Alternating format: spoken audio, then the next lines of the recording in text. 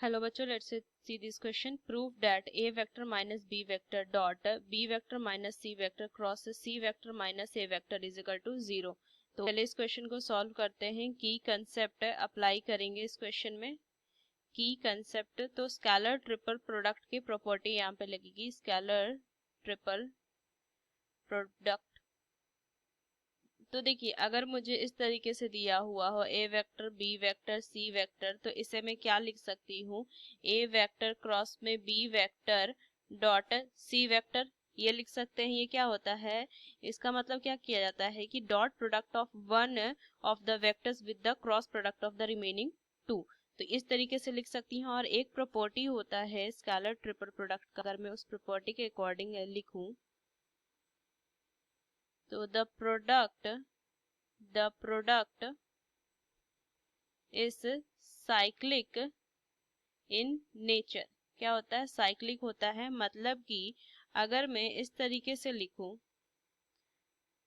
a vector b vector c vector, तो इसे मैं लिख सकती हूँ b vector c vector a vector is equal to c vector a vector b vector, ये लिख सकते हैं। है कि अगर मैं किसी दो वेक्टर का, सेम वेक्टर का अगर मैं क्रॉस प्रोडक्ट फाइंड करूं तो इसकी वैल्यू 0 होती है। बस चलिए इस क्वेश्चन को मैं सॉल्व करती हूँ।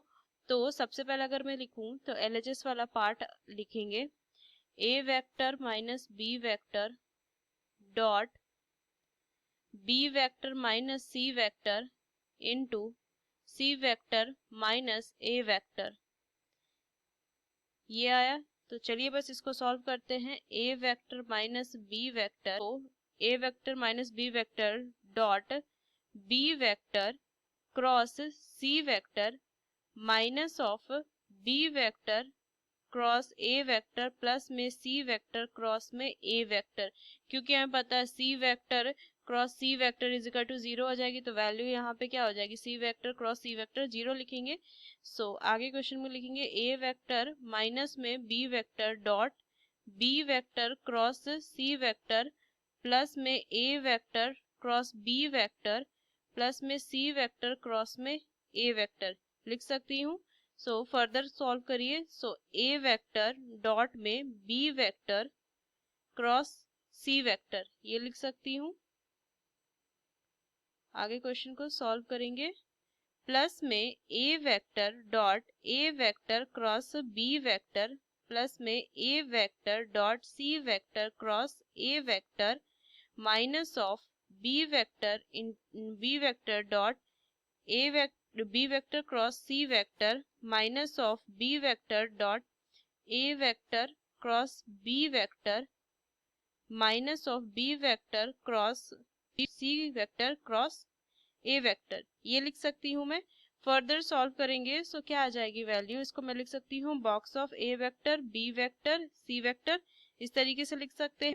प्लस में ये आ जाएगा a vector b vector plus में ये क्या हो जाएगा a vector c vector a vector minus of b vector c vector minus of, यहाँ पे क्या हो जाएगा b vector c vector minus of b vector a vector b vector and minus of b vector c vector a vector, ये value आ जाएगी। अब देखिए कुछ वैल्यूज यहाँ पे क्या हो जाएगी, इक्वल टू 0 हो जाएगा। जैसे ये क्या दिया हुआ है a वेक्टर b वेक्टर, तो अगर मैं इसमें देखूं तो क्या दिया हुआ है, इसमें एक वेक्टर का मैं क्या करती हूँ, डॉट प्रोडक्ट लेती हूँ, बचे हुए दो जो है वेक्टर के क्रॉस प्रोडक्ट, और मुझे पता है सेम वेक्टर का क्रॉस प्रोडक्ट 0 होता है। तो ये वैल्यू क्या हो जाएगी, ये 0 आ जाएगी, ये भी 0 हो जाएगी, क्योंकि देखिए दो वेक्टर जो सेम है, और ये भी 0 आ जाएगी, ये भी 0 आ जाएगी। और इन दोनों का जो वैल्यू है वो तो सेम ही है ना, क्योंकि क्या होता है प्रोडक्ट की साइकिल जो होती है वो क्या होता है, product is cyclic in nature.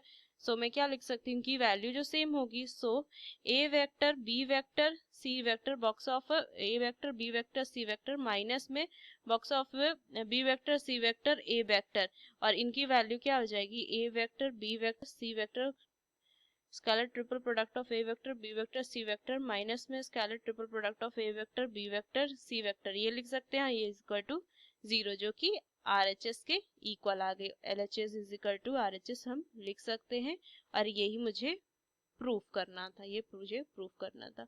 So using this key concept we solve this question. Hope you understood well. Best of luck. Thank you.